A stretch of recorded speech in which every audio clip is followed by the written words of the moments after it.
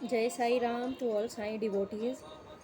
आज मैं ये वीडियो इसलिए बना रही हूँ क्योंकि मैं आप सबसे ये शेयर करना चाहती हूँ कि मेरा साईं बाबा डिवोटी बनना कैसे हुआ। How I became Sai Baba's devotee. मेरे घर में मेरे आसपास कोई साईं बाबा को प्रे नहीं करता था। मुझे साईं बाबा का ये सुंदर स्वरूप पता नहीं था। मुझे साईं नाम तक नहीं पता था। और बाबा के पास पहुंचने का ये रास्ता मेरे लिए बहुत ही ब्यूटीफुल और बहुत ही एन्जॉयबल था। और ये ऐसा एक्सपीरियंस है जो ये कम से कम 20 ईयर्स पुरानी बात है। और आज भी मैं इस एक्सपीरियंस को कभी नहीं भूल सकती। ये जैसे ही मुझे ऐसा ख्याल आता है ना कि how I became Sai Baba's devotee, तो वो ये सारी बातें मेरे सामने आ जाती हैं। तो आज मैं ये सारी बातें आप सबसे शेयर करना चाहती हूँ। ये जब मैं स्कूल में थी तब की बात है। तो हम जब स्कूल में होते हैं तो हम लोग बस थोड़ी चीज़ें जानते हैं, स्कूल, होमवर्क, टेस्ट, मार्क्स। तो मेरा भी यही दुनिया रहता था। तो मैं सोचती थी कि मुझे ज़्यादा मार्क्स लाने चाहिए। मैं एवरेज स्टूडेंट हुआ करती थी स्कूल में। और मैं चाहती थी कि मेरे अच्छे मार्क्स आए, क्योंकि मेरे घर में भी यही चाहते थे, मेरे पेरेंट्स भी यही चाहते थे।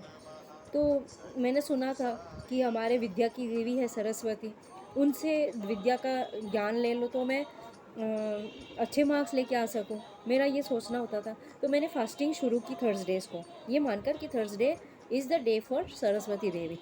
तो मैंने फास्टिंग तो शुरू की। और मेरी और लोगों की तरह ये एक्सपेक्टेशन थी कि रिज़ल्ट्स भी जल्दी मिल जाए, कि कम से कम 4-5 मंथ्स में रिज़ल्ट मिल जाए। ऐसी एक्सपेक्टेशन थी, इमीडिएट नहीं, लेकिन कम से कम 4-5 मंथ्स में मिल जाए। तो मैंने फ़ास्टिंग शुरू की। ऐसे 3-4 मंथ्स मैंने फ़ास्टिंग कर ली।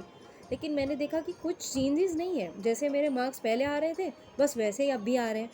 तो मेरे मन में दो तरीके के दिमाग चल रहे थे, दो फाइट चल रही थी। एक दिमाग कहता था कि वो और फास्टिंग करेंगे, कुछ ना कुछ तो अच्छा मिल ही जाएगा, अच्छे मार्क्स आ ही जाएंगे, और अच्छे मार्क्स नहीं आएंगे तो कुछ और नॉलेज मिल जाएगा। और दूसरा दिमाग कहता था अरे नहीं, ऐसा करने से कोई फ़ायदा नहीं है, तो फास्टिंग बंद कर देते हैं। और जहाँ कहीं ना ये दिमाग मेरा ज़्यादा स्ट्रॉन्ग था, तो मेरे मन में ये आने लगा कि चलो आज थर्सडे है, आज फास्टिंग कर ली है, आधा दिन निकल गया है, अब नेक्स्ट थर्सडे से नहीं करूँगी फास्टिंग। फिर नेक्स्ट थर्सडे आता था, भूल जाती थी, फास्टिंग कर लेती थी। तो फिर आधे दिन के बाद दिमाग में आता था कि नहीं, फास्टिंग बंद करती हूँ। तो ऐसा करते करते मेरे 3 थर्सडेज और फास्टिंग हो गए। जहाँ पे ना मेरी मतलब हो जाते थे आधे दिन, तो फिर फास्टिंग कंटिन्यू कर ली। ऐसा था। फिर मैं सोचने लगी कि अब मुझे फ़ास्टिंग करनी नहीं है। अब मुझे 100% नेक्स्ट थर्सडे से फ़ास्टिंग नहीं करनी है। और होता ऐसा था कि जैसे ही मैं ये सोचूं कि अब मुझे फ़ास्टिंग नहीं करनी, तो कुछ ना कुछ होता था। जैसे मुझे एकदम से सडन स्टमक एक आना, सडन हेडेक आना, या कुछ और ऐसा कुछ होना। और उसी सेकंड, जिस सेकंड में ये सोचूं, तो पहले तो मैंने मतलब सोचा कि ये ऐसा नहीं हो सकता, ये तो कुछ मेरे मतलब ऐसे ही सोचना है। तो ऐसे करते हुए 2 थर्सडे और निकल गए। अब तीसरा थर्सडे आया। मैं स्कूल जाती थी अपनी साइकिल से। मेरा घर से स्कूल का डिस्टेंस होता था almost 30 minutes, half an hour का। तो धूप थी जब मैं रिटर्न हो रही थी घर पे। और मैंने वापस सोचा कि अब मुझे ना नेक्स्ट थर्सडे से सच में फ़ास्टिंग नहीं करनी, मैं नहीं करने वाली, किसी भी कंडीशन में मैं नहीं करूँगी। और अगर मैंने आधा दिन कर भी लिया तो मैं फिर भी कुछ खा लूँगी, और नहीं होगा तो भी चलेगा। तो मैंने ऐसा सोचा। और जैसे ही मैंने ऐसा सोचा ना, तो मेरे साइकिल का टायर पंचर हो गया। और तब धूप थी, तो धूप में चलते चलते चलते मैं जा रही थी। तो मुझे बहुत तकलीफ़ हो रही थी। मैंने बोला ये क्या इस सोच की वजह से हुआ होगा। लेकिन फिर भी मैंने सोचा ऐसा पता नहीं, हो भी सकता है कि नहीं। फिर वापस से ऐसे 2 और थर्सडे निकल गए। अब तीसरा थर्सडे आया तो मैंने फिर वही जो सोचा। तब भी मैं साइकिल से जा रही थी, लेकिन तब मैं ट्यूशन से अपने घर आ रही थी, शाम का टाइम था। तो मैंने फिर ये सोचा कि अब मुझे ना नेक्स्ट थर्सडे से फास्टिंग नहीं करनी। और अब की बार ना कुछ अलग हुआ। ऐसा हुआ कि मुझे बहुत ज़्यादा प्यास लगने लगी, जबकि जब मैं ट्यूशन की क्लासेस से निकली थी तभी मैंने अच्छे से पानी पिया था। और ऐसी प्यास लगी, ऐसा लगने लगा कि अब मैं आगे जा ही नहीं सकती, कुछ हो जाएगा, मैं शायद मर भी जाऊँ, ऐसा लगने लगा। लेकिन फिर सामने वो क्रॉस रोड था, फोर रोड्स थे। और मैं जहाँ से आ रही थी एग्जैक्टली मेरे अपोजिट साइड में मुझे कुछ बिल्डिंग जैसा दिख रहा था। और उस पर लिखा हुआ था साईं धाम। अब ना मुझे साईं पता था, ना मुझे धाम पता था। और बिल्डिंग की कंस्ट्रक्शन ऐसी थी कि लगता था कोई नॉर्मल सा बिल्डिंग है या कोई ऑफिस है। तो मैंने सोचा कि मैं यहाँ पे जाऊँ तो मुझे पानी पीने तो मिल जाएगा ना, क्योंकि और तो मेरे पास कोई रास्ता नहीं था, कोई शॉप्स भी नहीं थी मुझे दिख रहे। तो मैं वहाँ पे एंटर किया, मैं गई अंदर। तो वहाँ पे 4-5 सीढ़ियाँ थी, नीचे उतर के मैंने देखा अपने लेफ़्ट साइड में तो बड़ा सा वाटर टैंक था, पब्लिक वाटर टैंक, और बहुत ही साफ़ सुथरा था। तो मैंने वहाँ से पानी पिया, बहुत सारा पानी पिया, कम से कम मैंने शायद 3-4 मिनट पानी पिया होगा, बहुत सारा पानी पिया मैंने, और फिर मुझे बहुत अच्छा लगा। फिर जैसे ही मैंने अपने राइट साइड में देखा, मतलब पानी पीने के बाद अगेन लेफ़्ट साइड पे देखा, तो एक लंबा पैसेज, मतलब काफ़ी मंदिर की प्रीमाइसेस बहुत लंबी थी, तो काफ़ी दूर मुझे एक मूर्ति दिख रही थी। तो मैं समझ गई कि ये तो मंदिर है, पर ये मुझे मंदिर जैसा क्यों नहीं दिखा। मैं बहुत सरप्राइज़ हो गई इस बात के लिए, क्योंकि मंदिर और मंदिर के कंस्ट्रक्शन से मैं बहुत मतलब फ़ेमिलियर थी, बहुत मंदिर आना जाना होता था बचपन से, पर मैं इस मंदिर को मंदिर था ये समझ ही नहीं पाई। तो मैं थोड़ा आगे गई और मैं एग्जैक्टली उस जो कैबिन जैसा बनाया था जहाँ पे वो मुझे मूर्ति दिख रही थी, मैं वहाँ पे गई। तो मैं वहाँ पे गई, तो जैसे ही मैंने मूर्ति देखी जो बिल्कुल इस फ़ोटो की तरह थी, जैसी बाबा की शिरडी में है बिल्कुल ऐसी मूर्ति बनाई हुई थी बाबा की, और मैं वहाँ खड़ी रही।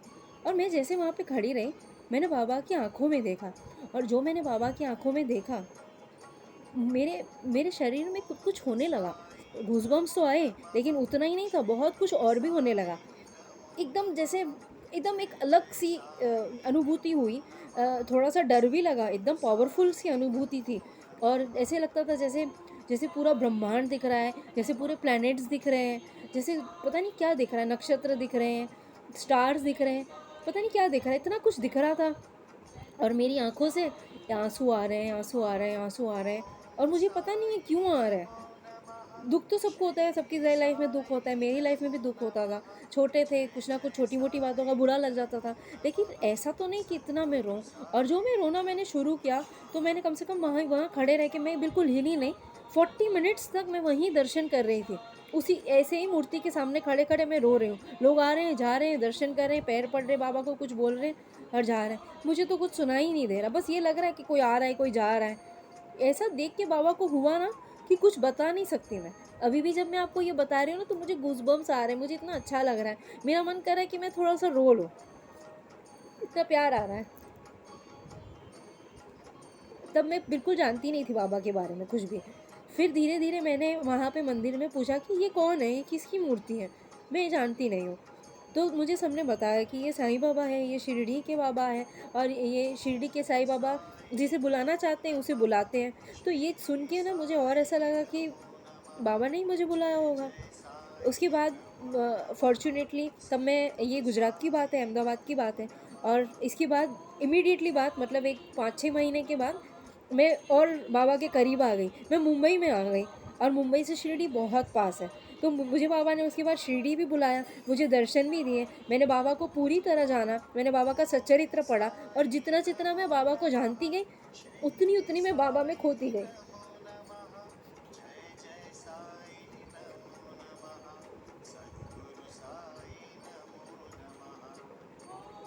आज के डेट में मुझे मुझे अगर एक चीज़ समझ में आती है, तो वो सिर्फ बाबा है। और मेरी आप सबसे यही रिक्वेस्ट है कि आप सबको, अगर किसी भी रीज़न से ऐसा लगता है कि बाबा आपकी बात नहीं सुन रहे, आपकी प्रेयर्स आंसर नहीं हो रही, या आपने बहुत कुछ किया लेकिन आपको उसका रिटर्न नहीं मिल रहा है, तो मैं आपको बस यही बोलूँगी जो बाबा बोलते हैं, श्रद्धा और सबूरी, क्योंकि यही सच में बाबा के मंत्र है। जिसने ये पा लिए ना, उसको बाबा का आशीर्वाद मिलता ही मिलता है। तो मैं तो बाबा की एकदम एकदम फिर भक्त हो गई। जिसको भक्ति नहीं पता थी, जो एकदम एथिस्ट था, उसे बाबा ने इस तरह से अपने पास बुला के इतना सारा ज्ञान दिया, जिससे सच में पूरा ब्रह्मांड दिखा दिया, हर एक बात समझा दी, और सब कुछ समझा के अपना डिवोटी बना दिया। आज मेरी लाइफ में मुझे बाबा के अलावा ना कुछ चाहिए और ना कुछ है। जय साई राम।